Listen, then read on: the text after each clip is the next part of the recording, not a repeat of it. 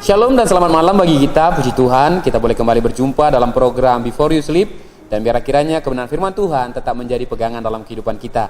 Hari ini kita boleh belajar dari firman Tuhan dalam kitab Matius pasal yang kelima, ayatnya yang ke-44.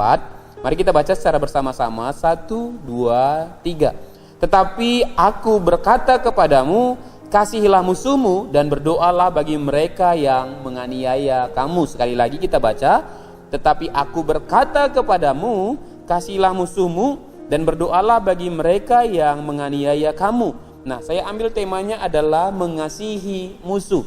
Ya, satu hal yang menjadi kebanggaan kita sebagai orang Kristen adalah hanya di dalam kekristenan Tuhan ada mengajarkan mengasihi musuh. Biasanya mengasihi sahabat, mengasihi teman itu hal yang biasa kita tahu. Tapi bagaimana mungkin kita mengasihi musuh? Bahkan kalau kita baca tadi dikatakan berdoalah bagi mereka yang menganiaya kamu. Bagaimana kita bisa berdoa bagi orang yang menganiaya kita? Kadang orang yang kita kasih aja kita lupa untuk mendoakannya.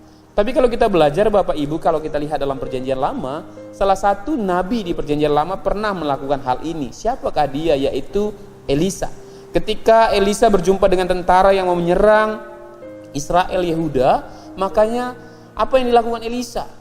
Tuhan menyatakan mujizatnya kepada Elisa sehingga tentara itu mengalami kebutaan dan mereka sampai kepada yang namanya kerajaan Israel Yehuda.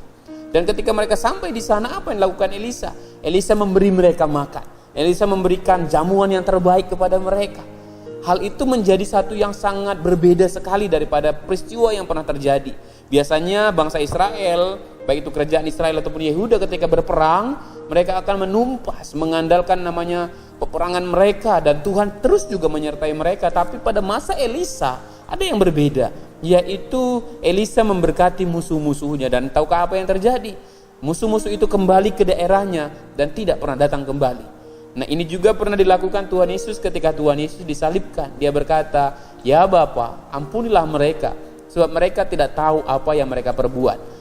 Bapak Ibu, kira-kira apakah orang-orang tentara Romawi, orang-orang yang menghujat Yesus pada waktu itu tidak mengetahui apa yang mereka perbuat? Saya yakin mereka tahu dengan sadar apa yang mereka perbuat. Tapi pribadi Yesus menjadi teladan kepada kita.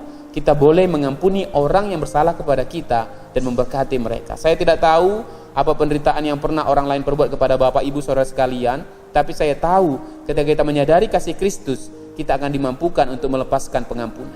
Mari belajar terima kasih Kristus dengan luar biasa, dan percayalah kasih itu akan mengalir dalam diri kita dan kita juga sanggup untuk mengampuni orang yang bersalah kepada kita, dan kita mau mendoakannya. Semakin sering kita doakan orang yang pernah menyakiti kita, percayalah mereka akan terus ada di hati kita. Bahkan satu waktu Tuhan bisa mempertemukan kita dengan mereka menjadi sahabat yang baik.